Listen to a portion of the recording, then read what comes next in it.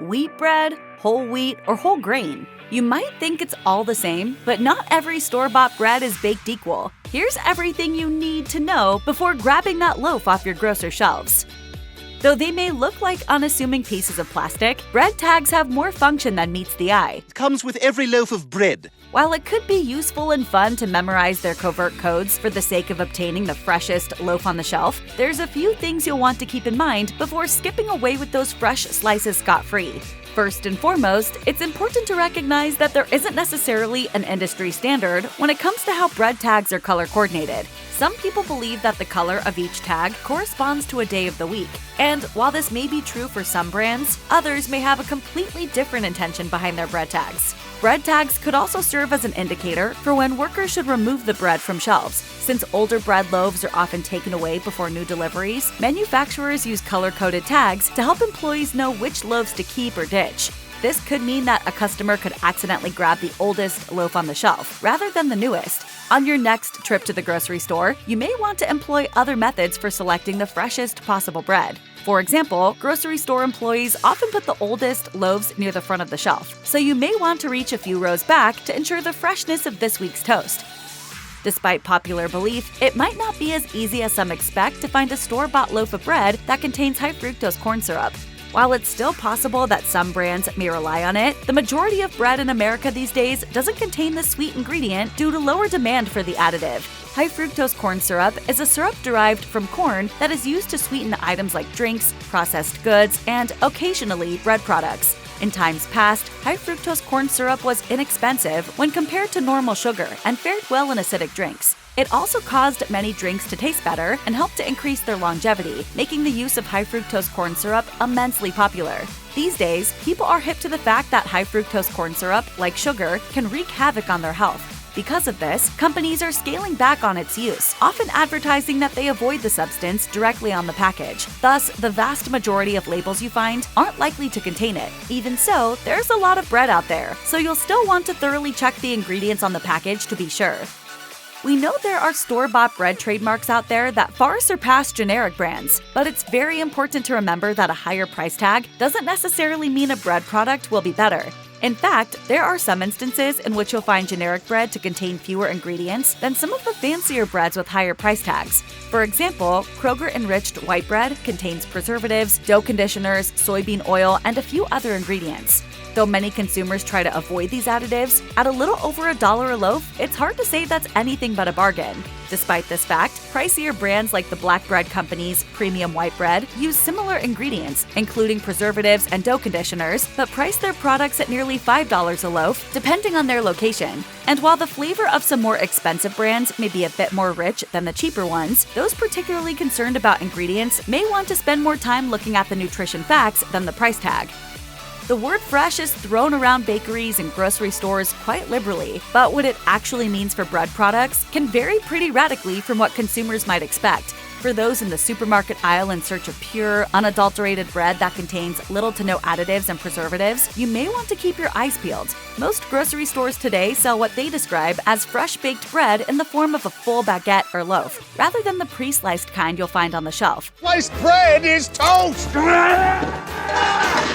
It's important to bear in mind that even these options aren't as refined as the likes of baguettes sold in France.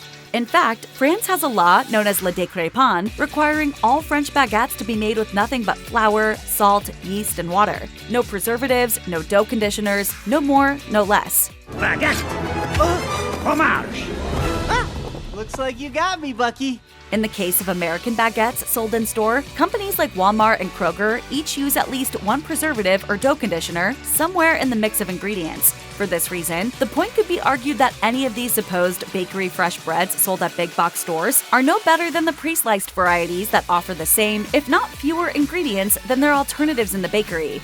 So anyone looking for the truest iteration of a loaf of bread out there may want to steer clear of their local grocery store altogether. While it may seem as though sourdough bread is merely another white bread variety, the truth is that sourdough can have many advantages over the store-bought white and wheat types that stand next to it on the shelves. Sourdough bread undergoes a slow fermentation process that allows it to break down a lot of the gluten in the bread, while also making nutrients within the bread more easily absorbed by the body. This process makes sourdough easier to digest, so much so that in some cases, people with gluten sensitivities can even tolerate it. However, as Healthline notes, it isn't totally gluten-free, so those with celiac disease should still exercise caution when consuming sourdough bread. Despite its many benefits, sourdough bread is not without flaw. Though this type of bread is certainly a worthy pickup, some types on the market may be made differently than others. For this reason, we suggest taking a look at the ingredients and any claims the company makes for a better assessment of whether or not the sourdough bread is legit. Packaging that provides a specific amount of time in which the bread was fermented or that features a list of minimal ingredients can be good clues that the in-store sourdough bread you're buying is indeed deserving of your time. For those bread lovers who aren't too picky about brands and really want to stretch their dollar, you may wish to give freezing your bread a try. This may seem like a surreal idea to some, but it's actually a totally viable and economical choice to buy several loaves of bread on sale, use what you need, and freeze the rest. Most loaves will do just fine if you throw them as is in the freezer, but if you want to unbag them, wrap them in foil, and place them in a freezer-specific bag to prevent freezer burn, that's great too. This process can be especially helpful if you want to retract a single slice one at a time, rather than thaw out a whole loaf at once. However, if you do plan to eat your entire frozen bread loaf, simply removing it from the freezer and letting it defrost is a totally functional play as well. That being said, we strongly recommend against refrigerating your bread. Although it may sound like a good way to preserve the product, the cool air from the fridge will actually draw moisture out of it and cause it to go stale faster. Staleness is caused by crystallization of the starch molecules, which occurs faster at cool temperatures. In short, if you want to save by buying discounted loaves in bulk, you'll need to freeze the bread to minimize that amount of money you could lose. When it comes to wheat bread, it's extremely important that you pay attention to the wording on the package. Outside of scanning the nutrition label for general facts and potential additives, you also should pay special attention to the phrases used on the package to know what kind of bread you're dealing with. One of the more common kinds of wheat bread you may encounter is often listed as straight-up wheat bread. Bread branded this way is usually made of wheat flour, though it may also contain refined white flour, which some consumers may wish to avoid. Two other kinds of wheat bread include whole wheat and whole grain varieties. Whole wheat varieties include the entirety of the wheat kernel in the production of the bread and is generally very wholesome and nutritious. The whole grain variety, on the other hand, also features the whole wheat grain but may also contain other types of grains, including brown rice, whole oats, whole barley, and more. As a rule of thumb, the word whole is a good indicator that you're on the right track when it comes to snagging truly wholesome bread. We won't pretend that white bread varieties get as confusing as the many styles of wheat bread, but that doesn't mean all white bread is the same. To the untrained eye, almost any white bread seems nearly identical to the other, whether it's an Italian loaf, a baguette, sourdough, or sliced white. Sure, they all may look different, but each has a similar fluffy white interior that would designate it as white bread. Why are you white? One thing we know for sure is that all white bread is not created equally. Some brands, like Dave's Killer White Bread done right, contain multiple grains that you would be hard-pressed to find in other white bread types. Other breads, such as Pepperidge Farm Hearty White, may contain controversial dough conditioners, as well as preservatives and other additives that you may not wish to see infused in your daily slice. On top of that, white bread comes in many shapes and sizes. Everything from Italian loaves to French bread to sourdough and Texas toast fall into the same white bread camp. So be sure to do your homework before grabbing any random white bread off the shelf.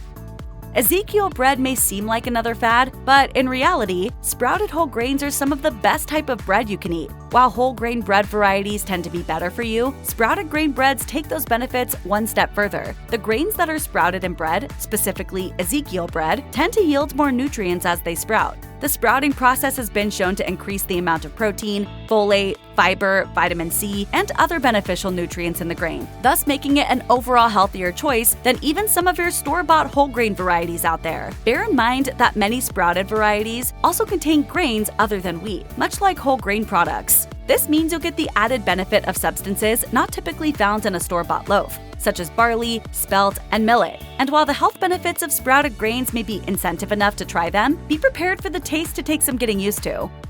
Gluten-free and keto varieties may seem healthier at first glance, but whether or not they are actually all they're cracked up to be will depend on what you consider healthy. While these types of bread may be right for some people, their ingredients might not be any better than what you'd find in traditional white or wheat bread. For example, some people with celiac disease or gluten sensitivities will flock to gluten-free bread for good reason. People with celiac disease aren't able to digest gluten properly, and the healthiest option for them is to select a bread that doesn't contain it. People on low-carb diets might go through a similar decision-making process, deliberately selecting the bread variety that best fits their specific dietary need.